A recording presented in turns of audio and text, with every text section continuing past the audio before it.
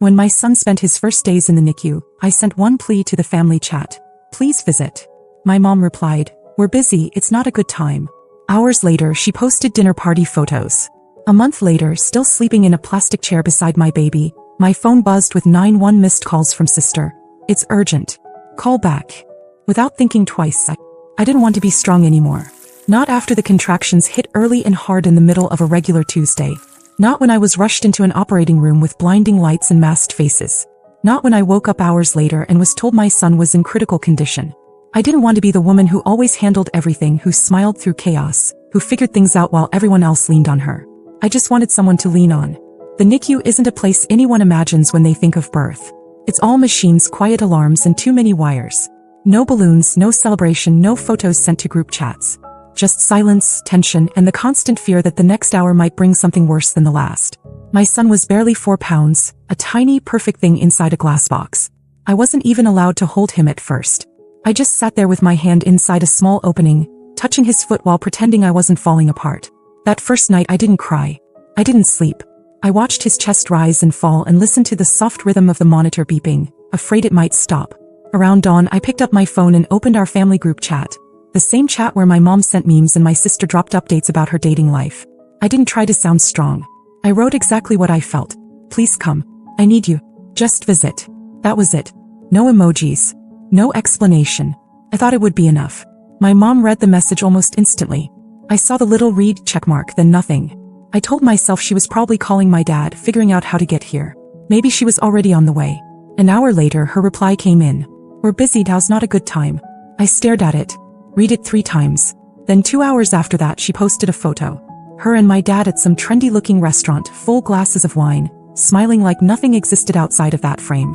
The caption said something about a well-deserved date night. There was nothing about my son. Nothing about me. I didn't reply. Neither did anyone else. My sister Amy didn't even react to the message. No thumbs up, no sad face, nothing. She always had an excuse, her job, her boyfriend, her anxiety. And I always gave her space. I thought maybe this time would be different. Maybe she'd surprise me. But the silence just grew louder. Chris tried. In his way. He brought snacks, rubbed my shoulders, asked how I was. But I could tell he didn't know how to carry any of it. He stayed for a bit, then left. Every night. And I stayed. My grandparents came. Not because I asked, they just showed up. They didn't try to cheer me up or say things like, it'll be okay. They brought thermoses of soup and sat beside me, holding space in a way no one else had. When I fell asleep in the chair, my grandma covered me with a blanket from her car. When I couldn't talk, they just stayed quiet with me. They didn't need instructions. They just loved. The days turned into weeks. I stopped expecting anything from my family. The only thing I kept doing was showing up for my son. Reading him stories through the plastic. Singing quietly even though I wasn't sure if he could hear. Nurses started calling me the strong one. I wanted to tell them how wrong they were. And then 32 days in, at 3:11 a.m., my phone buzzed so hard it fell off the plastic tray beside me. The screen was lit up with notifications, missed calls stacked on top of each other, all from Amy. 91 of them. And one message. Urgent. Call back. I didn't hesitate. I pressed call. I had no idea that whatever was coming would change everything. Not just with her but with everyone. Amy answered immediately. No hello, no breath. She jumped in like she'd been waiting hours for me to call back. She said mom had collapsed at home. Seizure, maybe a stroke. No one was sure yet. The ambulance had just left. Dad was falling apart. She was crying, panicked, asking how fast I could get to the ER. She said she didn't know how to handle it alone. That I needed to be there. I didn't speak right away. My son was finally asleep on my chest for the first time. No tubes, no machines, just his warm little body breathing in and out. I looked down at him, his skin soft and pink against the hospital gown they gave me for kangaroo care. I wanted to be present in that moment, not on the phone being dragged back into a place I'd barely survived getting out of. I told Amy I couldn't leave the hospital. She went quiet, then asked if I could come later, maybe tomorrow. I told her again no, I couldn't. There was a pause. I waited for her to acknowledge what I'd been through. Just something, anything, that sounded like understanding. Instead she said, so you're just not going to help? Mom could be dying. That hit differently. I didn't yell. I didn't explain. I just said, I hope she's okay. And I hung up. I didn't cry. I didn't even feel guilty. There was a kind of silence in my chest that felt almost like peace. I wasn't angry. I was done. In the next 2 days my phone kept lighting up. Calls, texts, voice notes. Updates from Amy. Mom was stable, they were doing tests, Dad was a mess, the hospital food was awful. Could I at least talk to him? Could I call her back? Could I be there? Every single message had the same theme. We need you now. We're overwhelmed. Come fix it. No one asked how my son was doing. No one asked how I was holding up after a month of living in a chair. No one mentioned the message I sent asking for help. No one said sorry. Then she sent it, the text that made everything inside me go cold. I know things have been tense, but we have to come together now. We're still a family. Tense, that's what she called it. I thought of the night I sent the message from the NICU asking them to come. How Mom replied, "Tow's not a good time," before posting dinner party photos. How Amy hadn't even responded. And now suddenly we were a family again. Because they needed me. That was the moment something clicked. I didn't reply. I didn't even open the messages after that. Instead, I asked the nurse how soon we could be discharged. My son had made it through the hardest part. I wanted to take him home. Not to my old life. Not to the version of me they used to rely on, but to something entirely new. One they'd no longer have access to. I started thinking about everything I'd done for them over the years. Covering Amy's credit card debt. Helping Mom and Dad refinance their mortgage when they were about to lose the house. Babysitting Amy's kids when she wanted a weekend to herself. Driving 2 hours to take my mom to appointments when she didn't want to go alone. I remembered every time they said, "You're the strong one," while quietly draining every ounce of strength I had. It was time they learned what it looked like when I stopped showing up. The next day I deleted the group chat. I didn't announce it. Just hit leave group and turned my phone face down. That night I told my grandparents everything. Every single thing that had happened, not just in the last month but over years. The pattern, the guilt, the exhaustion. They listened. Then my grandpa nodded once and said, "You're not wrong, Hannah. Not for any of it." My grandmother added, "They made their choices. Now you get to make yours." And I did. But what came next they never saw coming. Not Amy. Not my parents. Not even Chris. Because this time I wasn't just walking away. I was taking everything they thought they still had control over with me. Leaving the hospital felt surreal. My son, bundled in a soft blue blanket, was asleep in the carrier beside me. We walked out of the NICU, past the nurses who had become my only real lifeline, through the corridors that had held every emotion I'd buried for the past 5 weeks. I didn't look back. We went straight home. No stops. No announcements. No group chats. The silence from my family was strange at first, like waiting for a storm that never came. Amy didn't call again. Neither did my parents. I saw that they'd added each other back into some version of the group chat. I hadn't been reinvited. It was fine. I had a newborn and a pile of medical bills and an apartment that felt unfamiliar after living at the hospital for so long. I had bigger things to do than chase after people who only knew how to take. Chris tried to talk to me about it once. Said something about how they were still my family. I didn't argue. I just asked him what he thought they were to me when I was begging for help and nobody showed. He didn't have an answer. A week after we got home, the first of the automatic payments hit my account. The ones I'd been covering for years without being asked. Amy's car loan. My parents' utilities. One by one I started shutting them off. No warning. Just canceled the transfers. 2 days later Amy texted me. "Hey, I think there's an issue with the bank. My payment didn't go through?" I didn't reply. A few hours later another message. "Did you cancel the transfer? I'm gonna get hit with late fees, Hannah." I thought we were going to talk about this. Talk about what? I had sent one message from the NICU. Asking them to come. They didn't even bother to pretend they cared. I deleted her message and blocked the number. The next day I got a voicemail from my dad. I hadn't heard his voice in weeks. He didn't say anything about my son. Didn't ask how we were. Just launched into a long-winded explanation about how hard things had been since Mom got home from the hospital. How money was tight, how he knew I'd been through some stuff. But family had to stick together. I blocked him too. Chris watched all of this unfold with a kind of quiet confusion. He didn't get it, not fully. But he stopped asking questions. I think he saw something in me that scared him a little. I wasn't emotional. I wasn't angry. I was done. And he knew it. Then something happened that shifted everything into sharper focus. My grandparents invited me to dinner. They'd seen the silence. The distance. They never asked me to explain it. But that night after dinner my grandfather handed me a stack of documents. He'd been revising their will. Quietly without telling anyone. He said, "We've seen who's there for you and who isn't. We're not leaving anything to people who've treated our granddaughter like a stranger." It took me a moment to realize what he meant. They weren't just cutting my parents and Amy out of any future inheritance. They were transferring assets into my name now. Real estate, savings, trust accounts. Everything they'd once promised to divide. My grandmother looked at me and said, "We won't be around forever, Hannah. And we want to make sure the people who deserve your love don't end up using you." They saw it. They always had. And now, the people who thought they could keep pulling from me forever were about to learn what it felt like to have the ground pulled from under them. The first reaction came from Amy, and it wasn't what I expected. One morning I got a package. No return address. Just my name, handwritten, the ink a little smudged.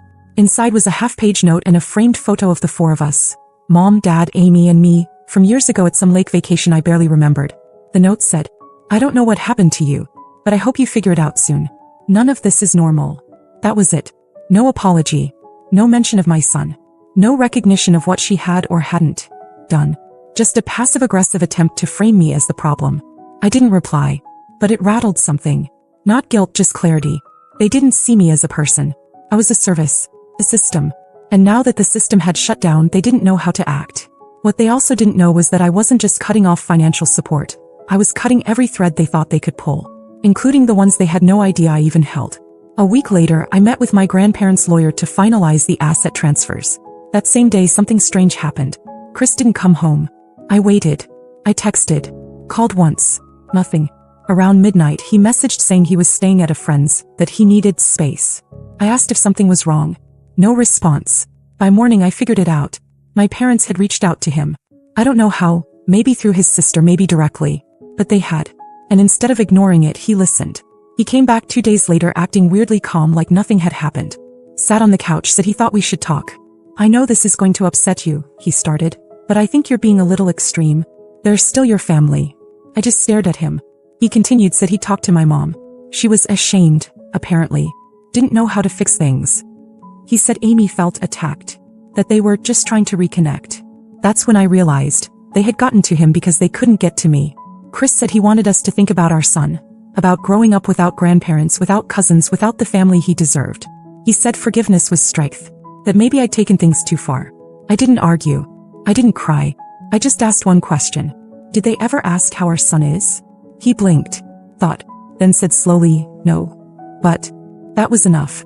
Later that night, when he went to shower, I opened the shared bank account and removed access. I moved what was mine.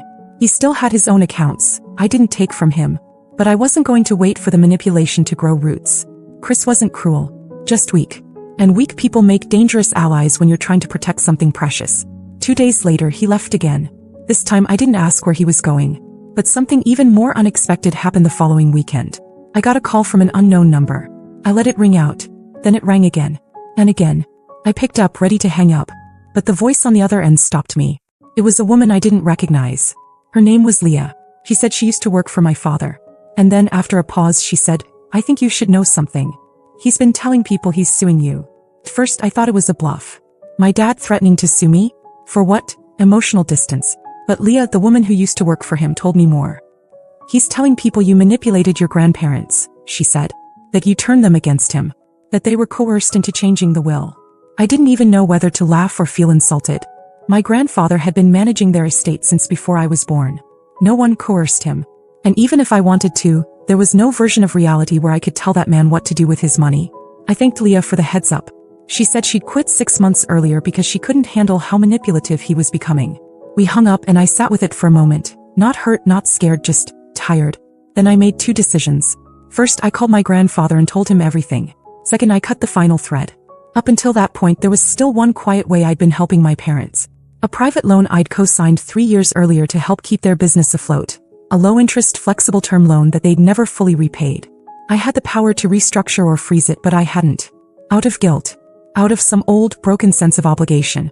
That same day, I contacted the bank and formally pulled my name from all co-signing obligations. They would now be fully responsible for repayment. Every month. No safety net. I also notified the loan officer about the situation and submitted documentation showing misrepresentation on their part. It triggered a reevaluation. Within 2 weeks, the business account was frozen for review. And everything changed. Amy called again from a different number. I didn't answer. She left a voicemail, crying, not subtle crying but panicked, breathless sobs, saying I was tearing the family apart. That mom had broken down after hearing from the bank. That dad was devastated and felt betrayed. Then she said something that sealed it all. "If you do this, we'll have nothing. Are you really okay with that?" I deleted the voicemail. 3 days later, I got an email from their lawyer. It was short. 1 line. "This matter is considered closed. No further action will be taken." I guess once they saw the will held up, once they realized the inheritance was gone, the loan protection's gone, the business unraveling, they knew. They had no case. No leverage. Nothing. They didn't want me. They just wanted what I gave. Chris tried to come back once. Said he'd made a mistake, that he didn't know how bad it had gotten, that he wanted to be there for me and our son. But when I told him the new terms, full commitment, no contact with my family behind my back, full transparency, he hesitated. I told him to take that hesitation and pack it with the rest of his things. My son was learning to smile by then. He had no idea how close he came to being raised in a cycle of quiet emotional warfare. He just knew that he was loved, that he was safe, that his mother, tired or not, chose him first. My grandparents and I met one night in their garden. Quiet, simple, no drama. We talked about peace. About how loud silence can be when you finally step away from people who only pretend to love you when it's convenient. My family didn't just lose money. They lost the person who made their lives work. And this time they couldn't get her back. I always thought peace would feel like a dramatic moment. A triumphant breakthrough, maybe a perfect sunset or a final word shouted across a room. But that's not how it happened. Came slowly, quietly, looked a lot like routine, sounded like breathing. It felt like waking up next to my son, his little hand resting on my collarbone, his breath warm and steady. There were no machines this time, no wires. Just a crib beside my bed and the kind of silence that doesn't feel empty. The kind that means nothing is about to fall apart. That's peace. But it came at a cost. And I paid every cent of it without regret. When I ignored my mother's letter, she tried again. This time through a mutual acquaintance, someone I barely spoke to from church. She told her to tell me Mom wasn't doing well. That they were worried about me. That the family felt pushed out and disrespected. I didn't respond. The last time I'd asked for them, I was sleeping in a plastic chair while my son clung to life. That door had closed for good. Amy went quiet too. I knew why. Without me, she'd lost the safety net. The loan I co-signed had shifted into full collection mode. It hit her credit hard. She'd spent years building her life on the assumption that no matter what she did, I'd still be there when the consequences came. He was learning now. As for my dad, after the lawyer dropped the case, I thought I'd hear from him. A call, a letter, something to reassert control. Instead, I heard from the bank. His business had officially defaulted on the loan. He tried blaming me, claiming I'd sabotaged him. But paperwork doesn't lie. Signatures don't disappear. Their world started cracking without me in it. But mine started to rebuild. I finally got clarity on my own finances. Organized, clean, unburdened by secret transfers and quiet guilt. I moved into a slightly bigger apartment with better light and a second bedroom I turned into a nursery. It's not fancy, but it's mine. Every lamp, every photo frame, every blanket was chosen because I liked it. Not because it was a hand-me-down. Not because it was free. Not because someone else told me I needed it. My grandparents helped where they could, not with money but time, love, stability. They never once pressured me to reconcile. In fact, my grandfather told me something one night that stuck with me. He said, sometimes cutting someone off isn't an act of anger. It's an act of self-respect. I think about that a lot. Chris has moved out for good. The separation was clean, unemotional. He didn't fight me on anything. I think he knew he'd never really been in the fight to begin with. We didn't hate each other. We just ended. Some endings are like that. Slow burns that leave no fire behind. Now it's just me and my son. And I'm not scared. We wake up early.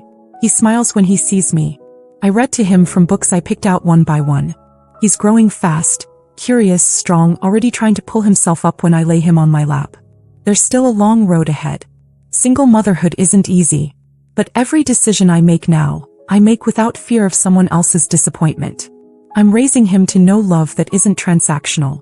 Support that doesn't come with strings. Family that means presence, not pressure. There are a few things I haven't shared yet. Details about something else that happened recently. Something small but unexpected. Something I'm still thinking about quietly. I'm not ready to write about it now. Maybe I'll update later.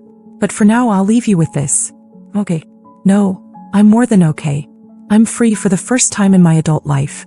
Not because someone gave me permission, but because I stopped asking for it. And I've never been more sure of what I deserve. My update. I wasn't planning on writing again. I honestly thought the last part would be it. The final chapter, the closed book. Life had become simple in the best way. No drama, no chaos, no one draining me dry. Just quiet mornings, soft baby laughter, and a steady rhythm I hadn't known I was capable of creating. But sometimes, peace brings with it strange echoes. It started with a small envelope. No return address, but my name was written carefully. Not messy, not rushed. Whoever sent it knew me well enough to spell my name right. A detail that caught my attention more than it should have. Inside was a single photograph. It was me and my son sitting on the edge of a low brick wall near the pond at the park. He was leaning into me, both of us watching the water where ducks had gathered. I was holding a half-eaten apple. He had his sock half off as usual. It wasn't posed. It wasn't flattering. But it was real. On the back of the photo in small handwriting were 4 words. You finally look free. No signature. No date. For a moment I felt that old flutter. That sense of being watched, of my boundaries being quietly tested. But then I looked at the photo again. And I felt something else. Whoever sent it wasn't trying to invade my life. They were acknowledging it. I don't know if it was Amy. Or maybe someone from my past who used to be closer than they should have been. It doesn't matter. What matters is that even from a distance someone could see the difference. And there is a difference. My life isn't perfect, not by any stretch. There are still hard days, especially as a single mom. Nights when I lie awake budgeting down to the last cent. Mornings when I carry my son through daycare drop-off while running on 3 hours of sleep. But it's mine. All of it. There's no pretending anymore. No bending myself into someone else's version of family. No guilt for saying no. No bitterness when the phone doesn't ring. I've learned how to build a life around the people who show up, not the ones who only remember me when they need something. My grandparents are still my steady place. My son is growing fast, faster than I'm ready for. He started saying words now, just little ones. One of the first was, home. I think that says everything. And to those of you who followed this, who read every part, who messaged, who rooted for me even in silence, thank you. Truly. More than I can say. I never expected this story to resonate the way it did.